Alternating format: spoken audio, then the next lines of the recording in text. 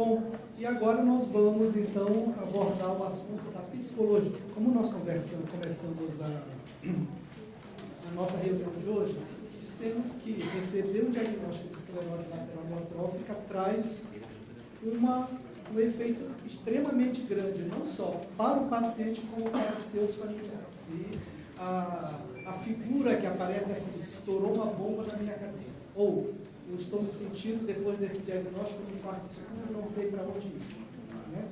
E nós temos aqui duas pessoas extremamente conhecedoras desse aspecto psicológico para o atendimento do paciente com esclerose lateral amiotrófica, é o doutor Antônio, meu amigo, né, que é você que vai começar a palestra, o doutor Antônio Abreu e a doutora Ana Luísa, né, que estão já acompanhando o tratamento do paciente com esclerose lateral amiotrófica já em bons anos, né, de estrada. Então, são pessoas extremamente conhecedoras do assunto que vão dividir agora sobre o aspecto da psicologia no atendimento do paciente e dos seus familiares. Bom dia a todos. Os nossos agradecimentos da Ana ao doutor Abraão, a Érica, que nos convidaram para poder estar conversando um pouquinho com vocês a respeito da parte emocional. Como fazemos parte da equipe profissional, o mundo mental e o mundo psicológico fazem parte do ser humano. Né? Conforme foi falado aqui, a questão dessa propaganda que ficou sendo tão vinculada pela internet, principalmente através do Facebook, do balde de gelo. Não? Ontem eu estava com alguns amigos conversando e veio alguma coisa assim. A esclerose lateral amiotrófica, né? Aquela que está circulando pela internet com a questão do balde de gelo. Né? Então, já está havendo uma questão de uma associação que possivelmente vai ser chamada a doença do balde de gelo. Né? E me perguntaram, mas qual é o sentido do balde de gelo? Por que as pessoas acabam tomando um banho, né, com balde de gelo e água gelada? Né? Eu não sei especificamente o que eles pensaram quando eles se propuseram a esse tipo de manifestação. Mas, no dito popular, quando a gente recebe algum tipo de notícia, ou quando a vida nos surpreende com alguma coisa que nos impacta, a gente fala: nossa, isso foi um balde de gelo na minha cabeça. Né? Acredito que deva se permear alguma coisa por aí, em termos do choque que é o receber ou viver uma situação de séria. Né?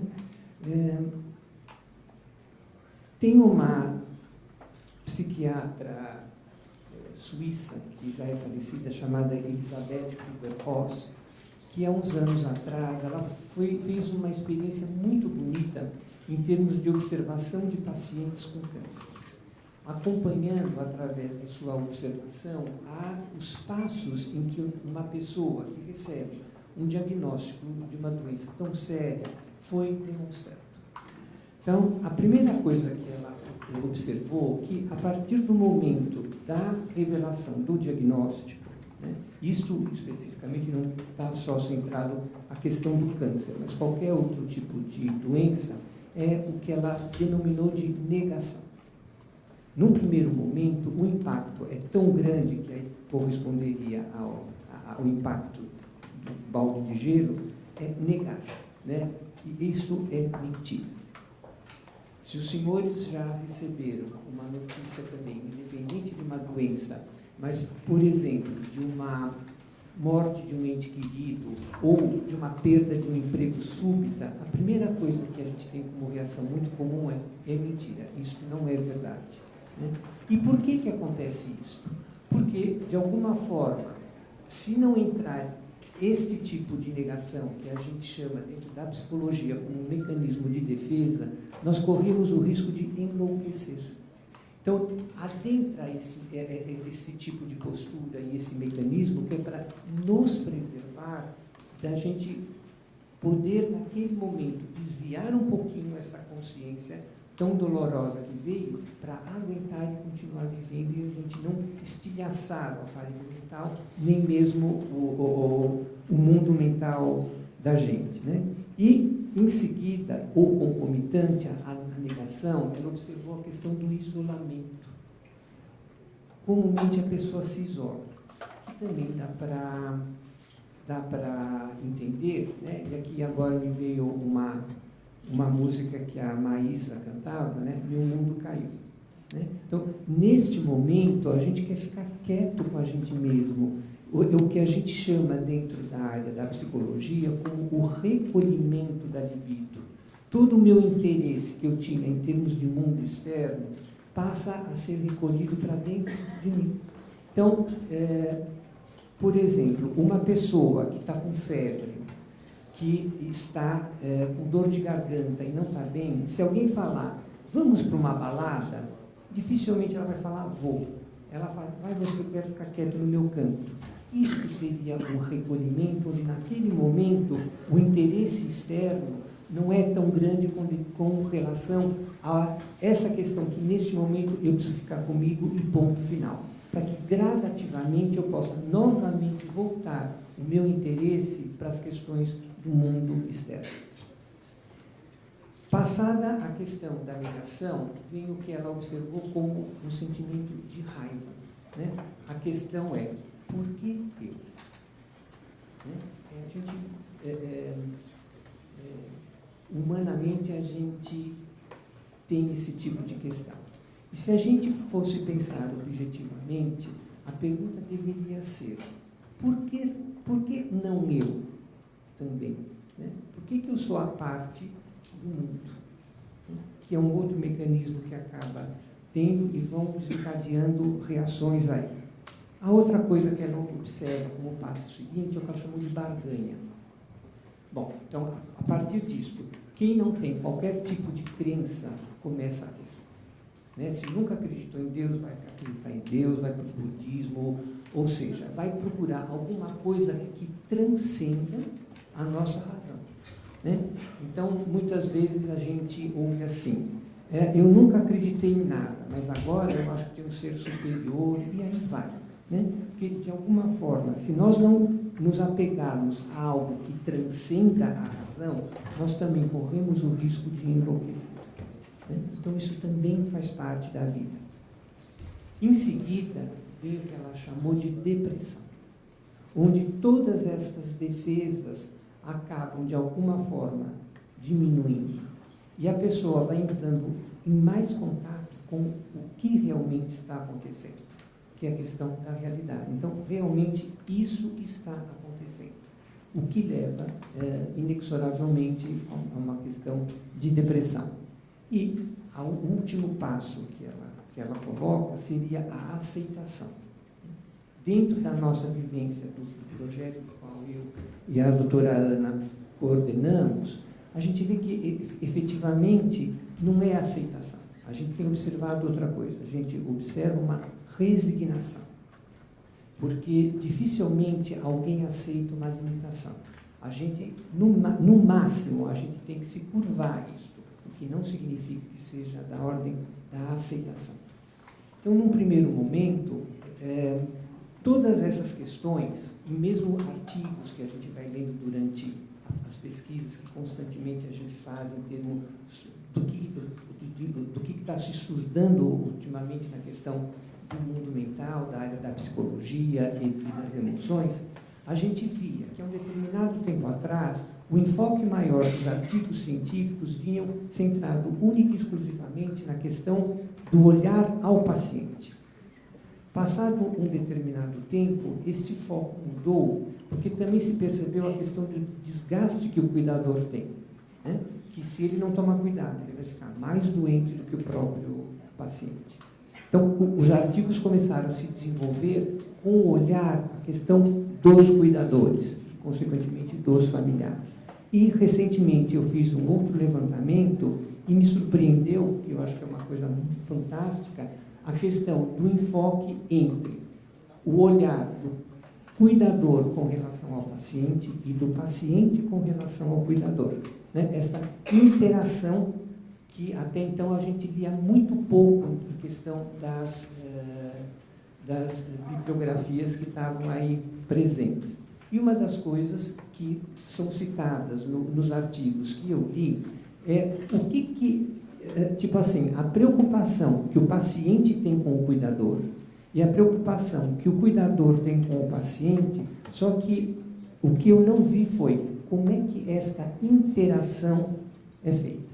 Então, cada um pensa de um lado, mas não se conversa um com o outro. Né? Eu espero que o próximo passo seja o estudo desta interação, um podendo falar com o outro.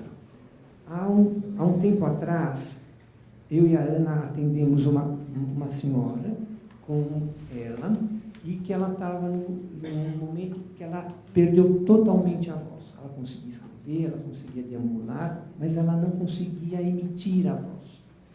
E quem a levou foi o filho casado, né, um filho que é extremamente prestativo.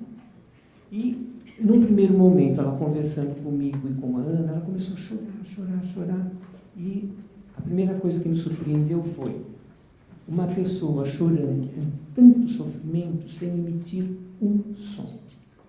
Né? As lágrimas vertiam e ela não emitia um som porque ela não conseguia mais falar, ela não tinha mais a voz. Nós estávamos conversando com ela e a gente, antes disso, eu esqueci de colocar também, o filho tinha comentado algumas coisas de como ela estava, de como estava vindo, e chorou muito conosco. Aí nós percebemos o seguinte: cada um estava chorando do seu lado, sem saber o que um estava pensando do outro, porque um tentava fazer de conta que não estava vendo e o outro estava fazendo de conta que não via. Nós perguntamos a essa senhora se ela gostaria de conversar com o filho, de poder falar isso com o filho. E ela disse que sim. Então nós chamamos o filho, colocamos isso, e certamente os dois choraram abraçados, porque um pôde demonstrar realmente o que estava sentindo ao outro. E não fazer de conta, eu tenho que ser forte para ele não perceber, ou eu tenho que ser forte para ele não perceber. Então, na verdade, está se fazendo uma fortaleza que não existe. Né? E ambos estão sofrendo de modo paralelo. Então, isso foi uma questão que nos marcou muito nesse sentido. Durante 12 anos que nós estamos dentro do projeto Tutor, que esse projeto são alunos e mesmo já profissionais, alguns profissionais que vão até a casa do paciente para prestar tutoria, que é a questão de poder estar ouvindo o paciente e seus familiares no seu sofrimento, né? Tem nos mostrado e tem nos ensinado muito a respeito do sofrimento que toda a família tem. O doutor Marco Antônio, há pouco, falou sobre a questão da ela familiar. E a doutora Patrícia nos falou sobre a questão da energia provinda dos alimentos. Eu vou fazer uma extensão disso dentro da nossa área, da gente falar da ela familiar, não como uma classificação de uma doença, mas da ela familiar, no que a ela vai desencadear dentro de uma família. E, ao mesmo tempo, uma energia não proveniente do alimento, mas uma energia que precisa ser, de alguma forma, dada ao paciente e aos familiares para sustentar essa situação que não é nada fácil. Né? Então, a psicologia se propõe exatamente a este alicerce, a este acolhimento em termos de toda uma família em sofrimento. Temos relatos através da tutoria, depois que se termina a tutoria, que alguém vai encaminhar esses tutores até a porta, né? É um momento fantástico, porque este encaminhamento, o cuidador começa a se revelar aos tutores, né? Alguma coisa assim: poxa vida, está sendo difícil eu estar vendo o meu marido ou a minha esposa sofrer. Começam a chorar, mas não, eu não quero que ele saiba. Né? Então, é inevitável, ou na hora do cafezinho, vem até a cozinha para tomar um café e ali a coisa começa. Né? Ou na hora da despedida, da porta, onde não existe a possibilidade de um contato visual ou mesmo de escuta, onde as coisas estão acontecendo de uma maneira muito camuflada. É aquilo que eu acabei de falar, cada um sofrendo do seu lado e fazendo de conta que nada está acontecendo. dentro das emoções, funcionam exatamente como a questão fisiológica. Quando a gente ingere um alimento, ele tem, para ser expelido, 3 possibilidades, né? Pelas fezes, pela urina e pelo suor. Na questão das emoções, isso não está diferente, porque se as emoções não são expressas pela boca, certamente elas vão ser expressas pelo corpo. E a partir do momento que elas vão ser expressas pelo corpo, o que eu estou me referindo às questões da psicossomática, é muito mais sério do que a gente possa imaginar, porque o sintoma está falando, uma manifestação psicossomática está falando algo que a boca não conseguiu falar. Então, de preferência que possa sair pela boca e não pelo corpo, né? Então, nesse sentido, o projeto oferece essa escuta aos pacientes e aos cuidadores, para que possam esta emoção que está contida, que está fechada do sofrimento, possa ser ventilada, e isso certamente traz um alívio. A gente tem constatado cada vez mais isso aí, né? Poder falar sobre alguma coisa é poder não só estar entrando em contato, mas também soltando aquilo que está preso e que está fazendo mal, como se fosse algo que a gente comesse e ingerisse bem, aquilo lá vai incomodando o estômago. A partir do momento que eu possa estar resolvendo essa questão, certamente está tendo um alívio nesse sentido, né? E os tutores, até poderem chegar à casa dos pacientes, eles passam por uma vivência conosco, né? Porque eles vão na casa do paciente, aí aos sábados nós nos reunimos, eles vão contar como é que foram os atendimentos, para que eles possam ser devidamente orientados.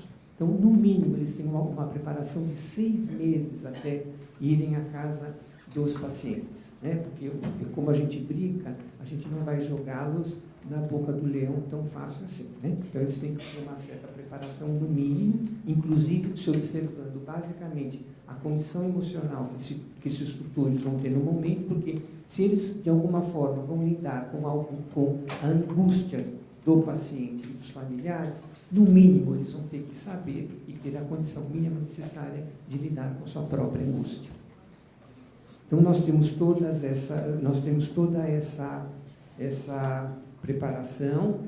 Para quem tiver interesse, né, o paciente ou mesmo os familiares que tiverem interesse em poder estar recebendo a tutoria domiciliar, basta estar falando com a Isana, que é uma psicóloga que está conosco há muitos anos, que ela está às quintas-feiras no ambulatório, onde ela anota nome, endereço, enfim, os dados para esse interesse, ou com a Érica e a Cecília, que também tem gentilmente nos passado